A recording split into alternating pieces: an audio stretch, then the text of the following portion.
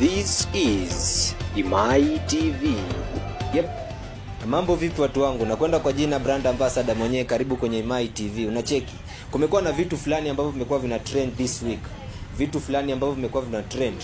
Hapo tumemwona aliyekuwa naibu wa rais Rigathi Gachagua akilaunch chama chake cha DCP. Yani Democracy for the Citizen Party.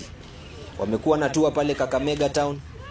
Polisi wameenda kule, wamefanya mambo tofauti, mambo amazing, wamedeal na wananchi venye inafaa. Pia hii wiki kumekuwa na mambo fulani kule Tanzania. Martha Karua, mwanasiasa wetu hapa hivi, ameenda kwenda kule na akarudishwa na wana activists wengine. Labda tu tuzungumze na mojawapo ya wananchi hapa Kenya, tuone anasema namna gani. Mambo vipi madam? Poa sana. Uko fiti? Uko fresh. Kwa kifupi maybe tu tuambie majina yako. Kwa majina naitwa Quintin. Mimi ni Kenya ndio nyumbani. Kenya ndio nyumbani. Na hapa Kakamega Sigalagala unajishughulisha na shughuli gani? Mimi hapa Sigalagala ni mwanafunzi wa somo la it's journalism. Yeah. Utangazaji. Yes, asante sana. Kumekuwa na mambo fulani ambayo yamekuwa na trend sana this week. Tumekuwa na aliyekuwa naibu wa rais Rigathi Gachagua akizuru kaunti ya Kakamega. Tumekuwa na wale wanasiasa wetu akina Martha Karua, akina Julius wakienda kule Tanzania na wamerudishwa. Kumekuwa na mizozo sana katika mitandao ya kijamii. Sijui mtazamo wako ni upi? Mtazamo wangu ni kwamba sisi kama taifa la Kenya na wale kama taifa la Tanzania, kitu cha kwanza yafaa tujenge huo urafiki kwa sababu sisi wote ni wananchi tu, so inafaa tuwe na that friendship, kama naweza tumia lugha ya Kiingereza manake Kiswahili kidogo. Yeah, so sioni kama tunafaa kuwa na mizozano kama hiyo, kwa sababu unaweza pata yule Samia Suluhu, yes, anaweza taka kuja pia Kenya. Tutamzuilia kama alivyozuilia wale? Hatuwezi mzuia. Yeah. Unyama sana madam, na kushukuru.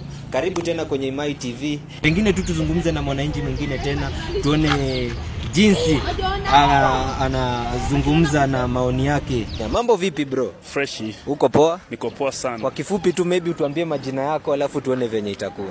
Kwa majina mniite Ezra Benjamin. Ezra Benjamin. Yeah. Bana unasema wewe si Mkenya tena yani. Mimi si Mkenya bana. Unataka kuwa Mkenya. Nimetoka kule TZ bana. Umetoka TZ? Mambo nimesikia huko bana yanifurahishi kabisa. Mambo yanakufurahisha. Unasema unaitwa Ezra Benjamin. Yeah, Ezra Mbona Benjamin. witi Swale bro? Swale baba, jina hilo mimi Mkristo. Kwa sababu wa Tanzania wote Waislamu, kuna Mkristo. Diamond pale. Mimi Mkristo mwanangu. Wewe Mkristo? Yeah. So bro, nashukuru sana kuwa na Mtanzania kuzungumza vitu fulani ambavyo vinagonga vichwa vya habari sana. Wewe kama Mtanzania, hii shughuli ya Gen Z wa Kenya na wa Tanzania unasema aje? Mimi naona hii shughuli mwanangu janifurahisha, manake Wakenya mnatudhalilisha sana. Wakenya wanawadhalilisha. Sana. Unasema unyama.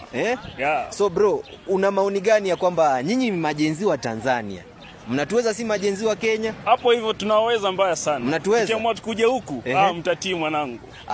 Bwana, hatujaiona hata mkiandamana kule Tanzania, kwa sababu si Kenya tumeandamana mpaka katika bunge. Nchi yetu ni nchi ya amani. Nchi yetu ni nchi ya amani. Nchi haina vurugu kama Kenya. Unajua Kenya mko na ile vurugu, sijui ni utoto, sijui ni ushenzi, lakini sasa tuwaelewa nyinyi. Unasema Wakenya wana fukuto la ujana.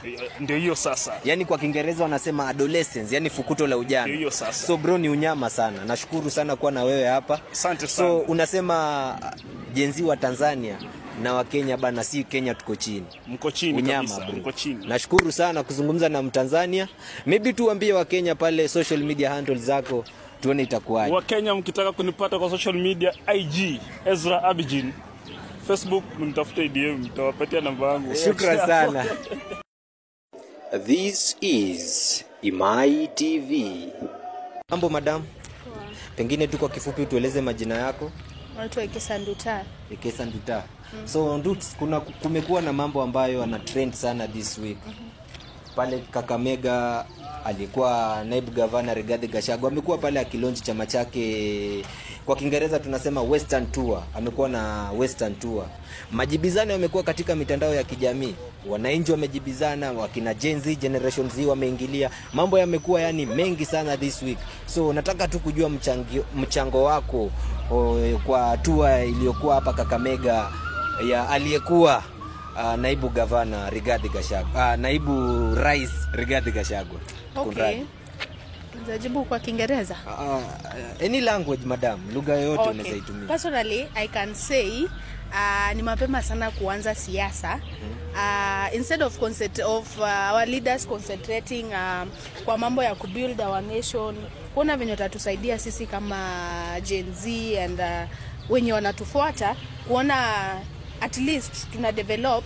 They are just concentrating on what sisi hatujui, because look at Rigathi Gachagua. Ile moment alikuwa kama deputy president, alikuwa serikalini, but there is nothing he did. But saizi anataka kuja kutudanganya sisi Gen Z kwa ground venye sijui serikali nini inaendelea. Yeye alikuwa wapi kutengeneza hayo mambo wakati alikuwa kwa serikali? Naam, Binduta, auoni ni Rigathi Gachagua alitolewa mapema sana. Alitolewa kwenye kiti mapema sana kabla atuonyeshe utendakazi wake. Hakuna cha kutolewa mapema. Naam. Utendakazi ungeanza tu pindi ambapo aliingia serikalini. Lakini sasa baada ya kutolewa ndio anakuja ground kwanza kutuambia venye ambavyo sijui vitu vinaendelea serikalini. Mbona hakusema hivyo vitu wakati alikuwa serikalini? Gachagua amefanya kazi.